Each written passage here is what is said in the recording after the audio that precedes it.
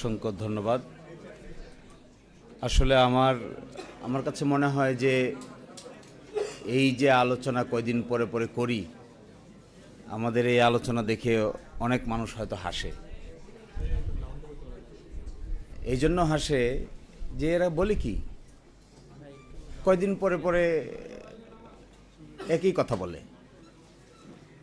একই কথা বলে অর্থ হইল, দেখেন এই দেশে ৭২ সালের সংবিধান হয়ে যাওয়ার পরে এত কাটা ছেঁড়া, যার যখন যেভাবে পছন্দ হয়েছে সে সেভাবে এই কাজ করার চেষ্টা করেছে। তো এগুলো দেখে নিশ্চয়ই কেউ না কেউ হাসে। ১৮ কোটি মানুষ আমরা, আমাদেরকে হাস্যরসাত্মক বস্তু হিসেবে বিবেচনা করে আমার ধারণা বিদেশিরা। যে এই কয়দিন আগে না এরা মারামারি করলো, কয়দিন আগে না এরা সরকার তাড়াইলো, এখন আবার একই কথা বলে। যে আমার ধারণা স্টেক হোল্ডার যারা আছে এরা মনে হয় একজন আরেকজনের গলায় ধরে হাসে। স্টেক হোল্ডার্স আছে না, এটা বলবো আমি কেন হাসে, আমি হাসির পাত্র দেখেছি। তো আজকে যদি সংবিধানের মুখ থাকতো, এই সংবিধানটার যদি কোনো জবান থাকতো, আমার ধারণা সে বলতো যে আমারে নিয়ে আপনারা এত টানাটানি করেন না, আমি আপনাদের এই ঝামেলার ভিতরে নাই, আপনারা যা পারেন করেন। সালাউদ্দিন ভাইকেও বলতো, আসাদ ভাইকেও বলতো, সকলকেই বলতো দয়া করে আমাকে নিয়ে টানাটানি করে আমার ইজ্জত শরম আর নষ্ট করার দরকার নাই। আমি এটা স্পষ্ট করে দেখতে চাই। কখনো বলে সংবিধানের ভিতরে, কখনো বলে একচুল পরিমাণ নড়ব না, কখনো বলে এর ভিতরে আছে। আরে সংবিধান তো জানে তার ভিতরে কি আছে আর কি নাই, ও তো জানে। আমাদের এক প্রধান বিচারপতি ছিল, উনি একদিন কোর্টে বলতেছে যে বিচার কার করতেছি,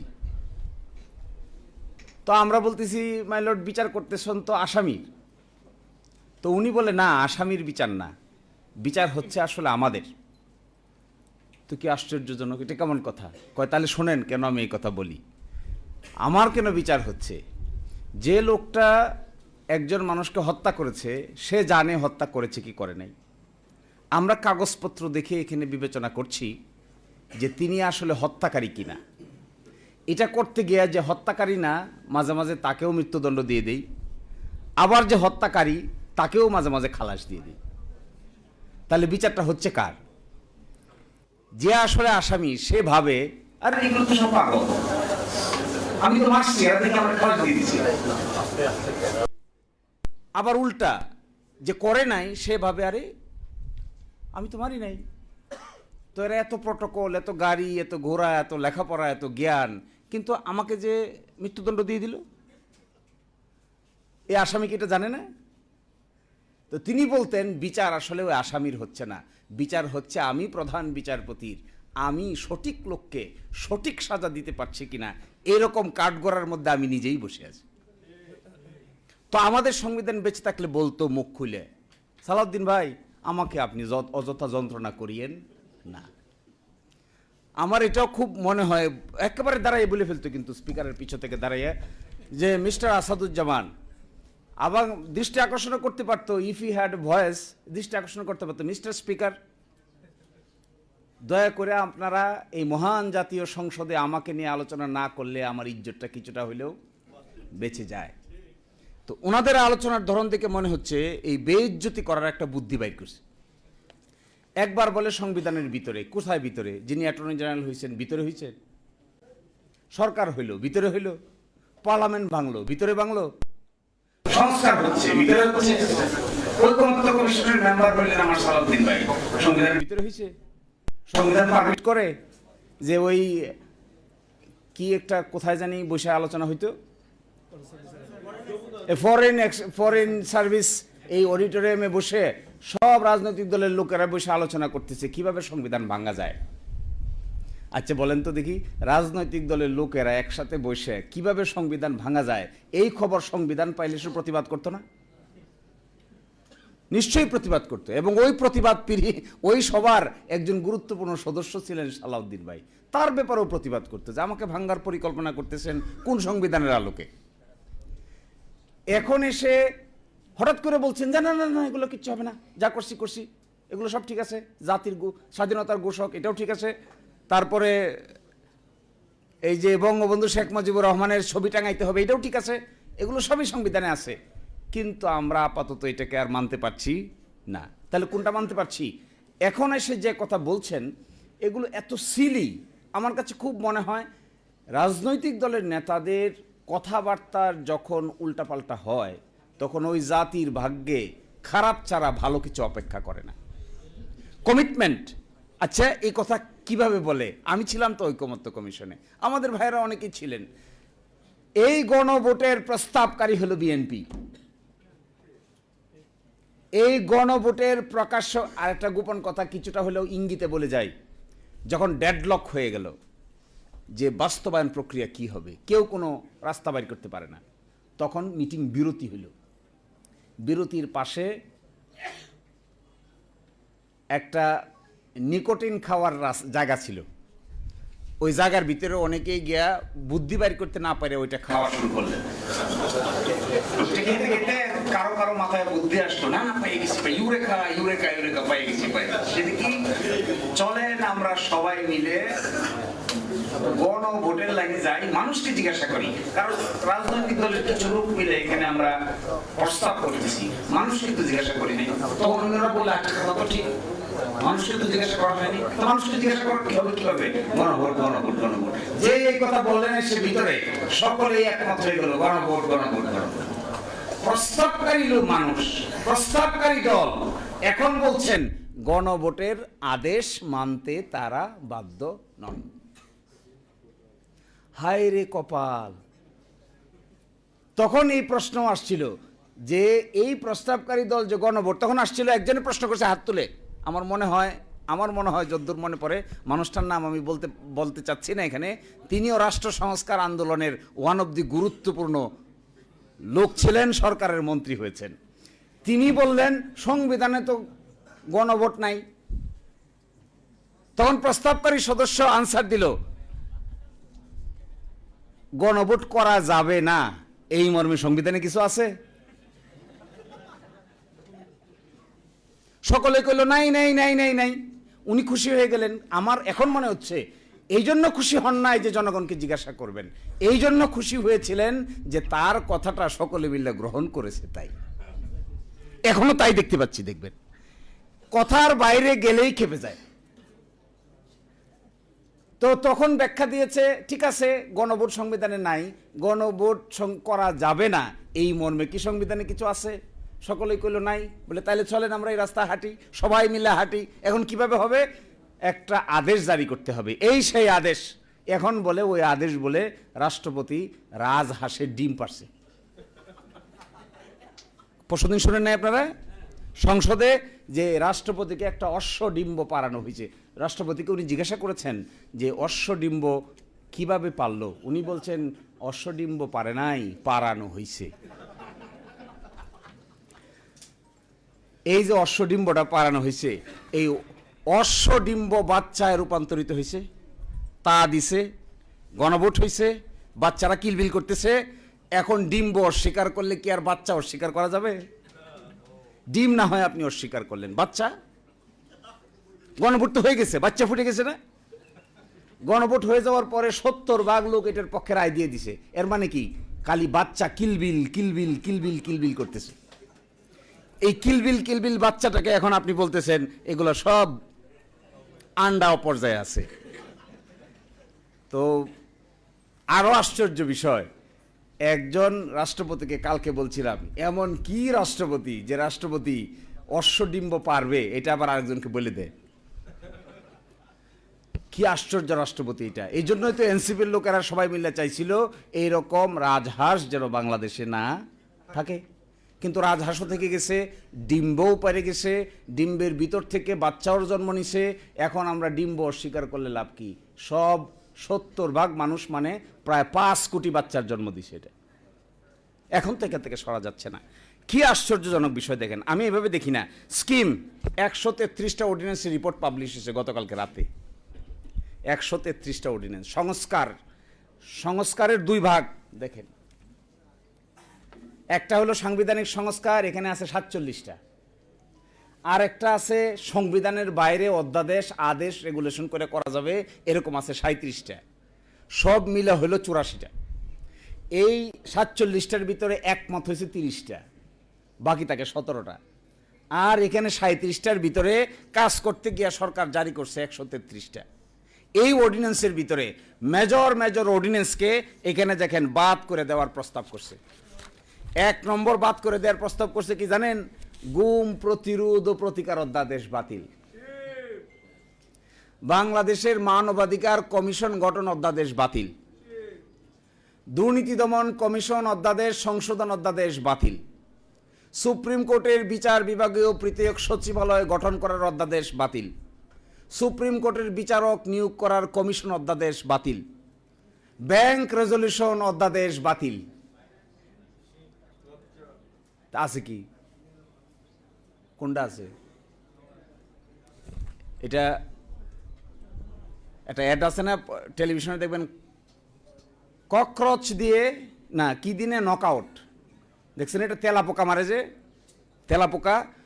আপনি আমাদের এখানে যে এরসল আছে, যেখানে বেশি তেলাপোকা আছে এরসল মারবেন, একটা এরসল আর এক মারার পরে দেখবেন একটা তেলাপোকা আর একটা তেলাপোকার গলায় ধরে কান্দে।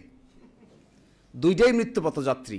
একটা জিজ্ঞাসা করে আপনি কবে মরবেন, সে বলে আমি এখনই মরবো, আর একটা বলে আমার নিয়ে যান। এইটা দেখে, এই প্রস্তাবগুলো দেখে আমার কাছে মনে হয়েছে জগতের মানুষ আমাদের দিকে তাকায় মনে করতেছে সরকারি দল বিরোধী দল সবই তো মরবে দেখি, এটা তো মরার বুদ্ধি।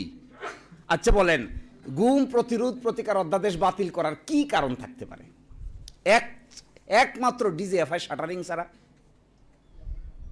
আমি তো আর কিছু দেখি না। ডিজিএফআই আপত্তি ছাড়া, এসবিএনএসআর আপত্তি ছাড়া এই আইনাগর তৈরি করার মূল কারিগর ডিজিএফআই। এই ডিজিএফআই আপত্তি ছাড়া শহীদুল আলম ভাইকে নিয়ে দৈরা মাইরিয়া পিটাইয়া কেন এই কথা বললো, কেন ওই কথা বললো না, কেন পক্ষে বিপক্ষে এই কথা বললো, অমুকরে মতামত দিল, এই জন্য শহীদুল আলম ভাই কই ছিল আমরা সবাই জানি। তো তাদের আপত্তি ছাড়া গুম এবং খুন পাশ করার আপত্তি কি ভদ্রলোকের থাকতে পারে? কেউ গুম চাই আমরা? আমার তো মনে হয় না আপনারা কেউ গুমের পক্ষে। তো এটা কেন বাদ দিতে হবে? মানবাধিকার কমিশন অধ্যাদেশ কেন বাদ দিতে হবে? মানবাধিকার কমিশনের যিনি চেয়ারম্যান বলা হয়েছে, তাকে যে অ্যাপয়েন্টমেন্ট দেওয়া হবে এটা হবে একটা সার্চ কমিটির মাধ্যমে। প্রাইম মিনিস্টার চাইলেই নিয়োগ দিতে পারবে না, চাইলে বাদও দিতে পারবে না। বাদ দিতে গেলে একটা সুপ্রিম জুডিশিয়াল কাউন্সিলের সিস্টেম করে বাদ দিতে হবে। আবার মানবাধিকার কমিশনের চেয়ারম্যানকে পাওয়ার দেওয়া হচ্ছে, তারা সো মোটো তদন্ত করতে পারবে, ইভেন কোন আইন শৃঙ্খলা বাহিনীর লোকেরা যদি জড়িত থাকে তাকে অ্যারেস্ট করতে পারবে। এই অধ্যাদেশটা বাদ করার কি কারণ থাকতে পারে? তার মানে কি তদন্ত কেউ করবে না? পাশে দেখবেন কমেন্টে লিখছে বাদ দেওয়ার পিছনে মূল কারণ হইল, এটা পড়লে আপনারা সবাই গলাগলি করে হাসবেন, যেহেতু সরকারের সংবেদনশীল আইন শৃঙ্খলা বাহিনীর সদস্যরা এই অপরাধের সঙ্গে জড়িত থাকতে পারে, এই জন্য মানবাধিকার কমিশন আর গুম প্রতিরোধ অধ্যাদেশ বাতিল।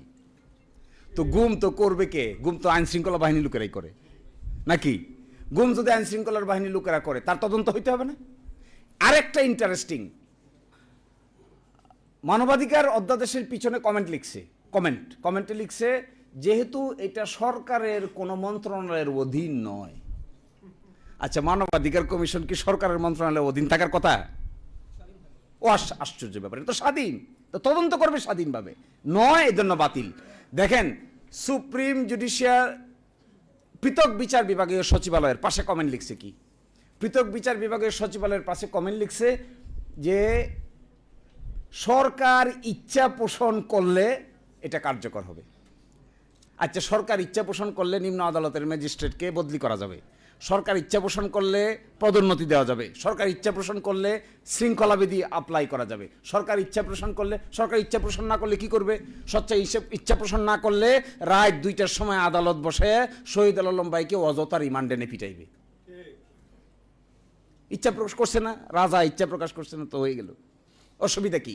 এর মানে কনক্লুশনটা আমি কেন বলতে চাচ্ছি, এর মানে হলো শুধু জুলাই সনদ না, এই সরকারের কর্মকাণ্ডের ভিতরে এন্টায়ারলি সংস্কার কর্মকাণ্ডের বিরোধিতা করে একটা শক্ত অবস্থান তারা নিয়েছেন। যখন ঐকমত্য কমিশনে আলোচনা হয়েছিল তখন আর্গুমেন্ট ছিল যে আমরা কেন এটা করব, এক একজন এক একটা বলছে। সর্বসম্মতিক্রমে ব্যাখ্যা ছিল যে এটা এই জন্য করতে হবে কারণ ক্ষমতাটা এত সেন্ট্রালাইজ, এক ব্যক্তির হাতে এত ক্ষমতা, এইটা যদি বিভিন্ন ব্যক্তিবর্গের কাছে ডিস্ট্রিবিউট করে দেওয়া না হয় তাহলে কোনো দিনেই কোনো সরকারের পক্ষেই এত ক্ষমতার মালিক হয়ে স্বাধীনভাবে আইনসম্মতভাবে কাজ না করে ডিকটেটরিয়াল মেন্টালিটি ডেভেলপ করতে বাধ্য হবে। তখন বলা হলো তাহলে কি করা দরকার, রাষ্ট্রপতি এবং প্রধানমন্ত্রীর ভারসাম্য। তো রাষ্ট্রপতি প্রধানমন্ত্রীর ভারসাম্য করা হয়েছে, এখানে ভারসাম্য করা হয়েছে যতগুলো সাংবিধানিক প্রতিষ্ঠান আছে, যেমন ধরেন সাংবিধানিক প্রতিষ্ঠান কি, supreme court, chief controller auditor general, CEC নির্বাচন কমিশন, ওদিকে আছে পিএসসি পাবলিক সার্ভিস কমিশন। এগুলোর মধ্যে এমন একটা ক্ষমতা ডিস্ট্রিবিউশন থাকতে হবে যেন একটা আরেকটাকে নিয়ন্ত্রণ করতে না পারে। এই বিভক্তির অংশ হিসেবে যেগুলো অর্ডিন্যান্স দিয়ে করার দরকার ছিল এগুলো 133 অর্ডিন্যান্স, আর যেগুলো অর্ডিন্যান্স দিয়ে করা সম্ভব হয় নাই এটা গেল সংবিধান সংস্কার। সেই সংস্কারের জন্য একটা আদেশ দরকার ছিল, এই আদেশের নাম হলো জুলাই জাতীয় সনদ উইদিন ব্র্যাকেট সংবিধান সংস্কার আদেশ। এখন ওনারা বলছেন এটা অসাংবিধানিক, তাহলে কোনটা সাংবিধানিক? বিরাট প্রশ্ন। আমি কনক্লুশন ড্র করছি, এটা আমাদের জাতীয় জীবনের এই চরিত্রকে কিভাবে বিশ্লেষণ করা যাবে তা হয়তো ইতিহাসেই বিবেচনা করবে। কিন্তু আমার কাছে মনে হয় এই যে চোর পুলিশ খেলতে খেলতে যে 56 বছর পার করলাম, ঘুরে ফিরে কিন্তু আমরা জাগাতেই থাকলাম। এখন যদি জুলাই অভ্যুত্থানের পরে আরও ড্রাস্টিক সামনের দিকে অগ্রসর করা না যায়, ধরেন এই সংস্কারগুলি কিছুই হইল না, কোথায় যাব আমরা? এক ব্যক্তি পাওয়ারফুল হবে, বলা হয়েছে এক ব্যক্তি 10 বছরের বেশি প্রাইম মিনিস্টার থাকতে পারবে না, যিনি দলের প্রধান হবেন তিনি সরকার প্রধান হবেন না। সাংবিধানিক প্রতিষ্ঠানগুলোতে সার্চ কমিটির মাধ্যমে আইন করে লোক নিয়োগ দেওয়ার ব্যবস্থা করা যাবে, হায়ার এবং ফায়ার করা যাবে না। এটা যারা চান না, কেয়ারটেকার গভর্নমেন্টের অধীনে নির্বাচন হবে 5 বছর পর পর, এই জিনিসটা যারা চাচ্ছেন না তারা কি চাচ্ছেন?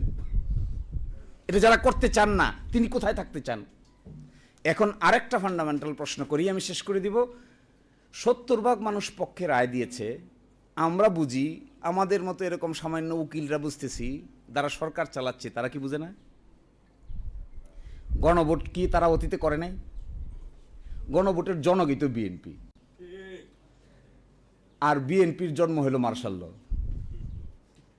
তাহলে গণভোট দিয়ে জিয়াউর রহমান সাহেব বৈধতা নিয়েছিলেন। এখন প্রশ্ন, ওরা যদি বোঝে গণভোট, আর একটা গণভোট কে করেছে? বেগম খালেদা জিয়া। এই দেশে হয়েছে গণভোট 3টা, এইটা নিয়ে 4টা, তার মধ্যে 2টার কলকাটিন আসছে হলো বিএনপি, এইটা হলো 3য়টা। গণভোটের মানে বোঝে না ওরা? নিশ্চয়ই বুঝে, কিন্তু করে না কেন?